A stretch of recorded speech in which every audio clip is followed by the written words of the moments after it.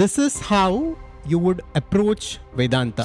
Now, one of the major questions that we have been getting in the channel is with regards to how to approach the study of Vedanta.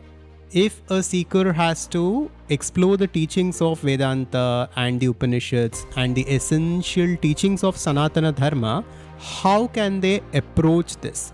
We have gotten many comments on this. So today we will address this. Today we will look at which text to approach first, which teaching to go to next, and how we can systematically approach this and understand the essential teachings of Vedanta. The Advaita channel is about consciousness and conscious creation. Here we explore Vedanta and various other ancient teachings from India to understand the nature of reality and to consciously create our lives. At first, we need to look at some foundational texts because at first it is important for a seeker to understand the frameworks and terminologies that is associated with Vedanta, because without this, our deeper understanding becomes difficult, and when we begin to discuss different complex frameworks of Vedanta, it becomes quite difficult for a seeker to understand. And to master the foundational concepts of Vedanta, there are two important books. One can first start with Tattva Bodha of Adiguru Shankaracharya. Tattva Bodha is a book of definitions. Basically, what is Sukshma Sharira, what is Thula Sharira, what is Karana Sharira, what is Brahman, what is Atman, what is Avastatraya Viveka, what is Drigdrishya Viveka. So all these frameworks, all these definitions are neatly covered in the Tattva Bodha text. And once we simply go through this and understand these terminologies, we begin to understand the essence of Vedanta. It is not just about the definitions. Shankaracharya goes even deeper to explain the essence of Vedanta itself within Tattva Bodha. But this Tattva Bodha text is considered as the foundational teaching to Advaita Vedanta. And there is another text that one can refer, which is Vedanta Sara of Sadananda, which has been translated by Swami Nikhilananda. So this is another text which is again about the foundational concepts of Advaita Vedanta, and it is about different definitions and frameworks. You can even just start with Tattva Bodha to begin your journey. After this, we need to discuss the foundational texts of Advaita Vedanta. These are the primary texts or teachings that a seeker must study if he or she wishes to dive deep into Advaita Vedanta.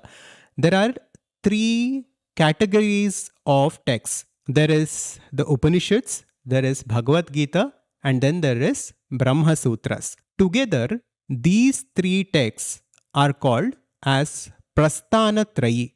These are the three foundational primary texts that a student of Vedanta studies. This is how the system has been created from the time of Adiguru Shankaracharya. At first, let us look at the Upanishads. There is Mandukya Upanishad, there is Mundaka Upanishad. Like this, there are many Upanishads which are a part of Vedas. Upanishads are the ending or the essence of the Vedas. Hence it is called as Vedanta, the final revelations of the Vedas. It is said that there are more than 200 Upanishads. And if we begin to explore each and every one of them, it becomes a very long and tedious journey. But Adiguru Shankaracharya has translated the 10 important Upanishads. These are called as the 10 major Upanishads in Sanatana Dharma. Now they are called as the 10 major Upanishads because Adiguru Shankaracharya, has chose them to do deep dives on them and to write his commentaries on them, not for any other reason. Apart from this, every Upanishad is unique and every Upanishad is talking about that ultimate reality in its own way. And every Upanishad is important. And these 10 Upanishads are Isha, Kena, Gatha, Prashna, Mundaka, Mandukya, Aitariya, then Taittiriya, and then Chandogya and Brihadaranyaka. So these are the 10 Upanishads that a seeker must look into. And even within these Upanishads, one can start with the Mandukya Upanishad, the Kathopanishad, the Kenopanishad, Ishopanishad, which are very popular and which give us the essence of what Vedanta speaks about. And when it comes to translations, we must be very careful because there are certain Western translations and interpretations that have distorted the essence of Upanishads. It is always recommended to study this directly in Sanskrit. But since most of us are not very well versed in Sanskrit, we must depend on some reliable translations. For the Upanishads, I refer to the translations done by Swami Chinmayananda or translations done by Ramakrishna Mission and Swami Vivekananda. So you can keep this in mind as you begin your studies. Now, after the Upanishads comes the most popular and the most important text that is known to mankind. That is the Holy Bhagavad Gita. Now, this book that I'm holding, I do not even wish to call this a book. This is the revelation that was given to humanity by God Himself, by that infinite consciousness itself that took form to reveal the reality for the humanity, to reveal what this reality is for humanity. So, this is a significant teaching. Bhagavad Gita within itself holds the key to mastering this reality and even transcending this reality. Bhagavad Gita is the word of Sri Krishna, who is the ultimate reality when it took form. So, it is a profound teaching, and within itself, it has the essence of all the Upanishads. It is said that Bhagavad Gita is like the milk, and Upanishads are the different cows from which the milk was milked. And Sri Krishna is the milkman, the Gulla who milked the milk for us. And Bhagavad Gita is a text which is helpful for each and every one of us. It doesn't matter what you are doing and where you are at in your life, whether you are a student or a seeker or a professional or an entrepreneur. Bhagavad Gita has something to offer for each and every one of us. It offers us multi-dimensional wisdom. Based on where we are at, we can get something out of the Gita to transform our lives. And even when it comes to Bhagavad Gita, there are very distorted translations.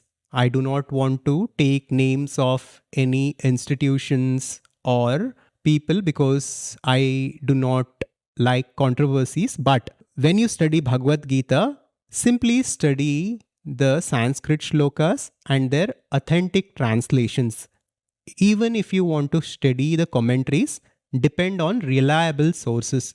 And even when it comes to Bhagavad Gita, I am studying the Holy Gita, which was translated and commented upon by Swami Chinmayananda.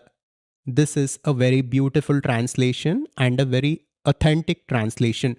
And after Bhagavad Gita comes the Brahma Sutras. Brahma Sutras are not for beginners. We need to come to this after we finish studying the Upanishads, the Bhagavad Gita, and the foundational texts of Tattva, Bodha, Vedanta, Sara, and certain Prakarana Granthas, which are other works of Shankaracharya.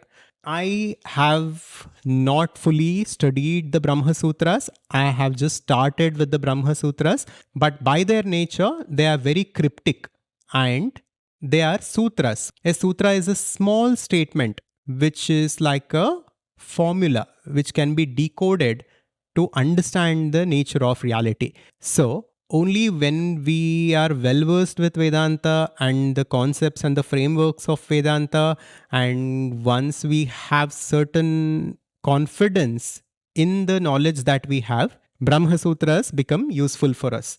So this is about the Brahma Sutras. After this, let us look at the Prakarana Granthas of Adiguru Shankaracharya.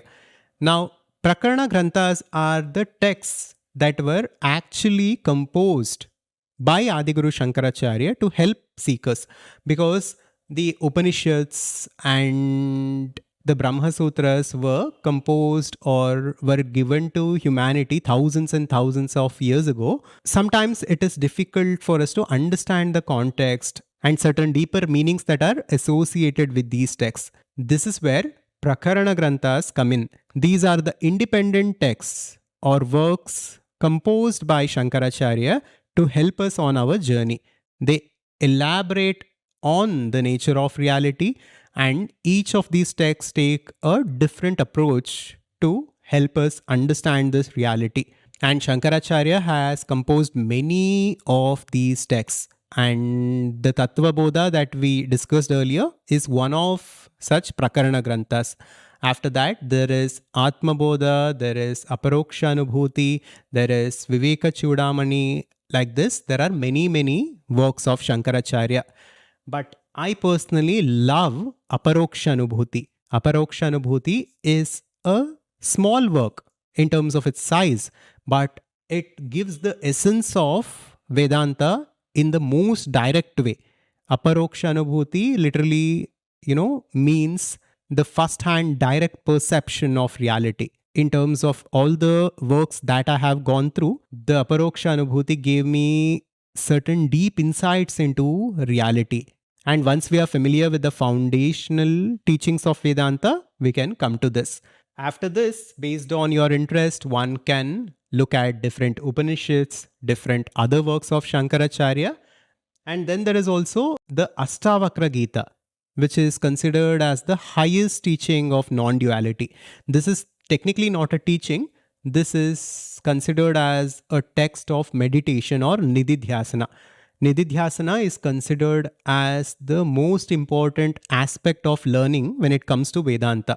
Vedanta prescribes 3 levels of learning in order to see transformation within us.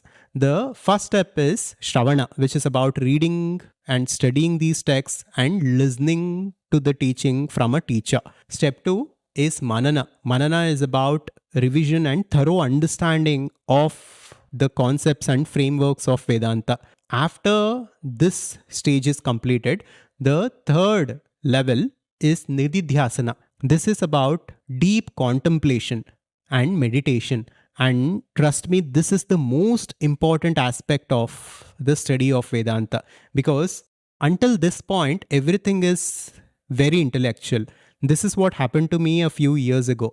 I was studying these scriptures, but nothing seemed to change within me. I was getting it intellectually, but something was missing. And as I began meditating upon these teachings and simply contemplating about it, the universe will give you certain insights. And then wherever you look at around you, something will keep reminding you on the essence of reality, and it helps you integrate this wisdom. So Nididhyasana is about deep contemplation and meditation, and it is about actually living this knowledge. It is about living this truth as it is. Now, apart from all of these texts, one of the most important works and teachings that has helped me personally is the work of Swami Vivekananda. Swami Vivekananda has written many texts, many translations, commentaries, etc. He has translated the Patanjali Yoga Sutras, and he has given various lectures. And there are 10 books. If you can see it in the background, it is in my library, the entire 10 books of Swami Vivekananda, which covers the complete works of Swami Vivekananda, from his poems to his lectures to his translations, etc. Everything is within these 10 big books. And this particular book is the first volume in the series. So Swami Vivekananda's works was one of the first books that I read, which inspired me to pursue this journey. And his teachings are very direct, very scientific, and it appeals to a modern mind. And I highly recommend you to study the works of Swami Vivekananda. Now, apart from all of this, I also study Adi Guru Shankaracharya's classical works in a direct way. There was a Swamiji named Swami Sachidananda Saraswati, and I am studying his works for some time now. Basically, the point that he makes is that the Advaita Vedanta that is being taught today by most of the teachers across the world is distorted from the original teachings of Adi Guru Shankaracharya. Those of you who follow the teachings of Advaita Vedanta know that there are two schools of thought within Advaita Vedanta called the Bhamati school and Vivarana school, which describe the nature of avidya and the locus of avidya and maya in their own way. But I always felt there was something wrong with this, because we can never point out the locus of avidya. Now we are getting into a deeper aspect of Vedanta, which I do not wish to go into in this video. We will make a separate video on this. But essentially, it is better for us to study the classical Advaita Vedanta, which was given to us by Adi Guru Shankaracharya and the gurus who were before him. We also have Sri Gaudapadacharya's commentary on the Mandukya Upanishad, who was the guru's guru of Adi Guru Shankaracharya. These teachings are very direct. But then, if we rely on the translations and commentaries of these Upanishads and Adi Guru Shankaracharya's works, which are done at a later period, then there are certain distortions. So it is better for us to study the classical Advaita Vedanta as it is. But remember, it is always recommended to follow a teacher and take the guidance of a guru while studying Vedanta. And if you want to go deeper into conscious creation, which is about consciously creating our life through the understanding of Vedanta in order to create a fulfilled life, then check out the Advaita Conscious Society, which is a community cum learning platform where we pursue the teachings of Vedanta and conscious creation. And next, you can check out this video that we had made on karma, vasanas, vrittis and samskaras and how they have taken control of your life. Thank you, and I will see you in the next one. Subscribe to Advaita to wake up. Shivoham.